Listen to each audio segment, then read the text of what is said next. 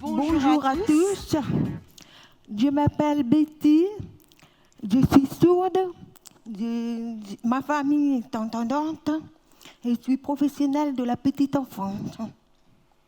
Et moi, je m'appelle Germaine, je suis entendante, je n'ai aucune famille sourde, je suis également professionnelle de la petite enfance, art thérapeute et formatrice en langue des signes bébé. Nous avons suivi la formation de Monica Campanit, l'initiatrice du concept d'atelier bébé signeur, la mère de la langue des signes bébé en France.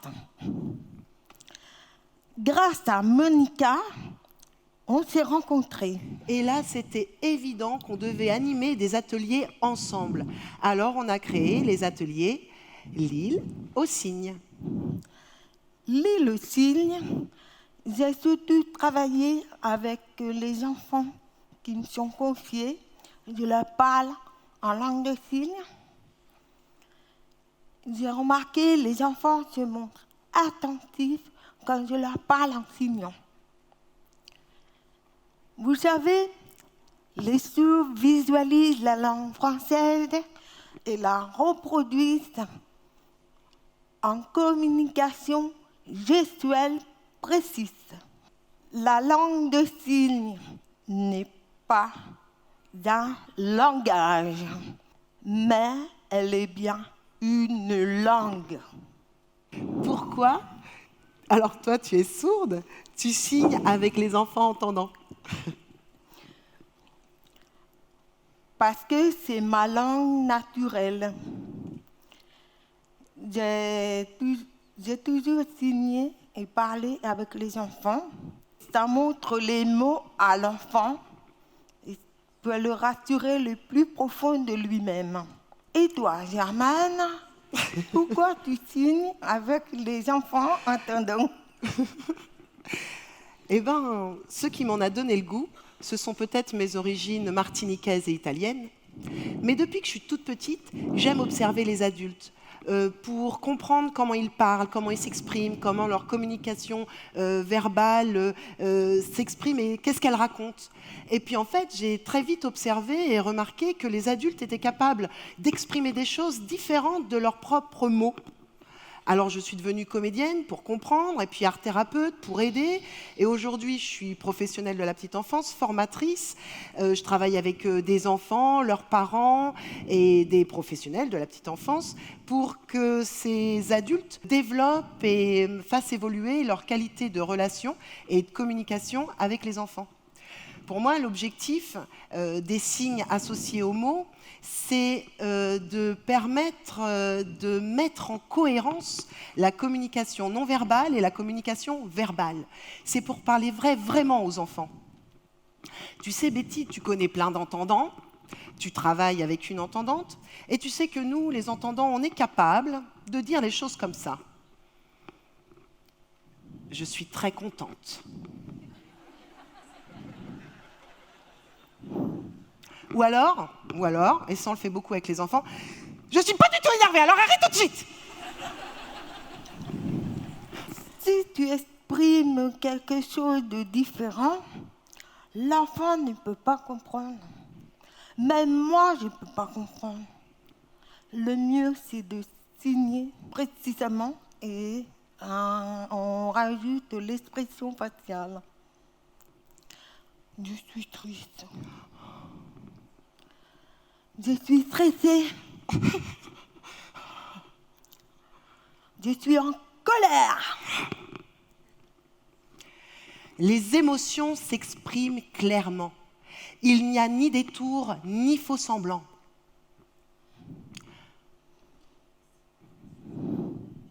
Arbre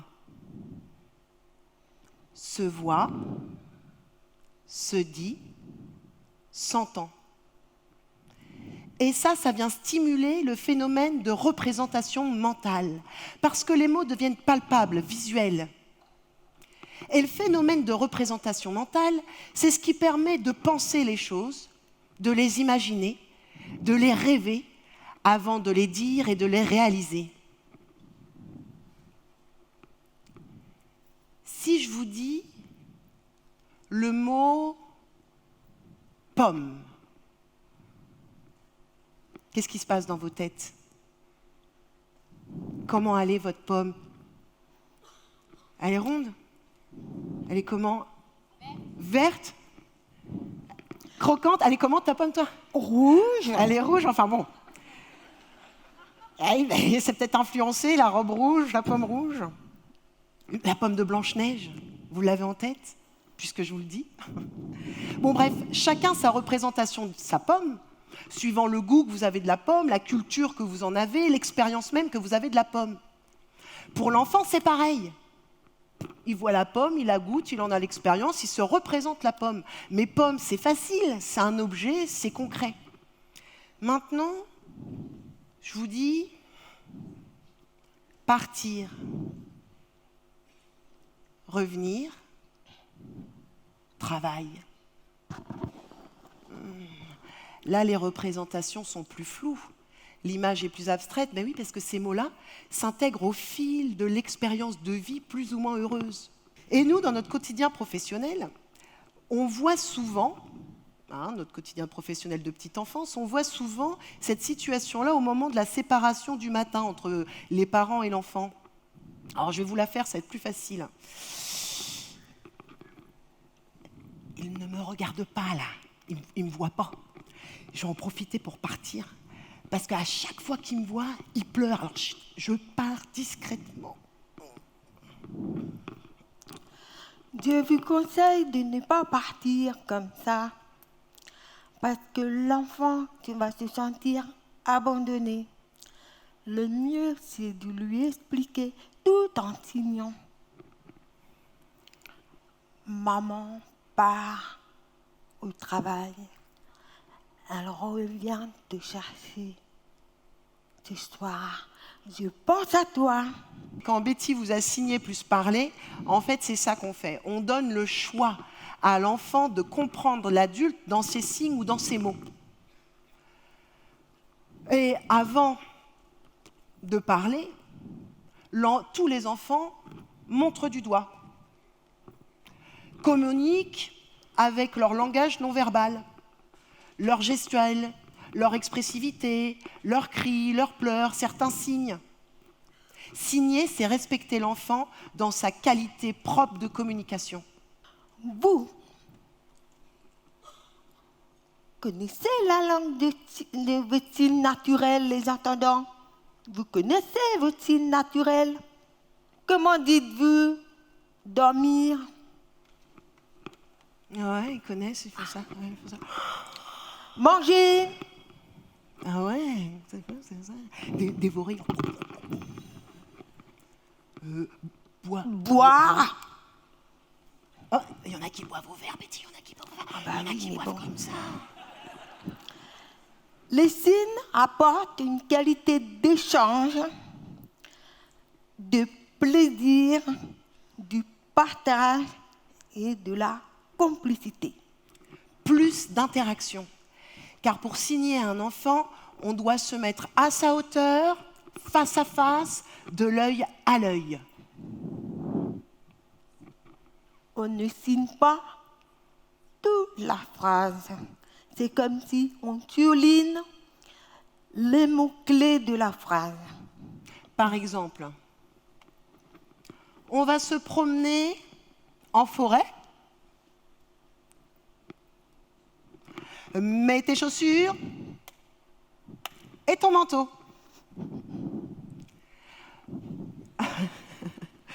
Montrer les mots à l'enfant lui permet de mieux comprendre l'adulte et de mieux comprendre les mots et du coup de mieux les dire. L'enfant apprend vite à signer. Il regarde, c'est facile. Alors que la parole met beaucoup plus de temps à se développer. Justement, souvent, une question nous est posée à Betty et à moi. Peut-être que certains d'entre vous se la posent aussi aujourd'hui. Alors, je vais la poser clairement à Betty. Betty, est-ce que la langue des signes pour les enfants entendants retarde la parole?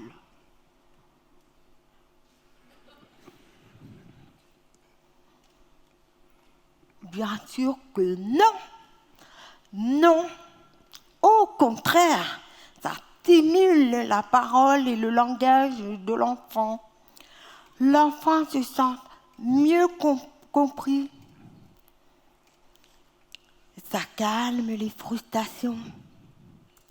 Et les parents se sentent aidés. Et ça développe l'attention mutuelle. Alors nous, déjà, on ne signe pas pour que les enfants signent. Hein, parce qu'ils le feront s'ils le veulent, s'ils en ont envie. On signe pour que les adultes développent et améliorent leur qualité de communication avec les jeunes enfants. Je vais dire les jambes de Yuen. Tu sais, Yuen? Yuen, 1 an. Il est chez son assistante maternelle qui a appris la langue des signes bébé. Et puis à midi, il est dans une tablée de 7 personnes, dans un brouhaha de conversation, ça parle partout. Et à un moment donné, Yuen, il lève le doigt et il fait ce signe-là. Alors tout le monde se tait, regarde Yuen, regarde le doigt, puis il lui demande « Mais qu'est-ce que tu veux, Yuen ?» Et Yuen, dans un sourire, dit « Lolo ». Et ce signe-là veut dire « eau ». Je suis émerveillée lorsque je vois un enfant quand il commence à signer. Et c'est très mignon. Alors, pour être compris d'un jeune enfant et pour mieux le comprendre, mettez-vous à sa hauteur. Regardez-le, écoutez-le, parlez-lui en face et signez avec lui. Vous pouvez commencer par des comptines, par exemple. Par exemple, Meunier Tudor, vous la connaissez? Tu connais Meunier Tudor? Bon, c'est pas celle-là qu'on va faire. Nous, on va faire une qui fonctionne bien dans nos ateliers. C'est ah oui, échauffement des doigts. Alors d'abord, si vous voulez bien, on a déjà eu des chansons avant, mais là, c'est plus galette saucisse je t'aime. C'est petit escargot, maison sur le dos. Et pour ça, on se détend les doigts parce que les signes développent la motricité fine de l'enfant et en plus la coordination. Alors quand t'es prête, on y est parti. Petit escargot porte sur son dos sa maisonnette. Aussitôt qu'il pleut, il est tout heureux. Il sort sa tête. Ouais, merci. Merci à tous.